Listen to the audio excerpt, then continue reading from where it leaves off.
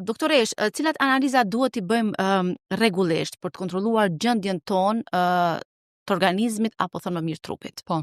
Tek një person i shëndosh, normalisht deri në moshën 40 vjeçare, llogaritet të bëhen analizat një herë në vit. Të bëhet domethënë një check-up i plotë i organizmit, për arsye se siç e cekëm edhe më herët, përmes analizave të ndryshme laboratorike, të gjitha proceset e çrregullimit të metabolizmit reflektojnë domethënë në paraqitjen e këtyre ndryshimeve në këta parametra të cilët na i masin.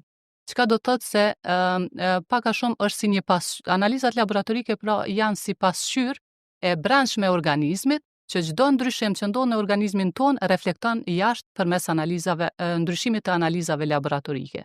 Prandaj është me rëndësi, domethënë që tek personat deri në moshën 40 vjeçare të bëhen analizat një herë në vit, ku këto analiza mund të përfshijnë domethënë analizat rutinë, siç janë pasqyra e gjakut ose hemograma, ku aty e përcaktojnë numrin e leukociteve, formulën leukocitare, numrin e eritrociteve, me konstantat eritrocitare, koncentrimin e hemoglobinës, hematokritit, si dhe numrin e trombociteve.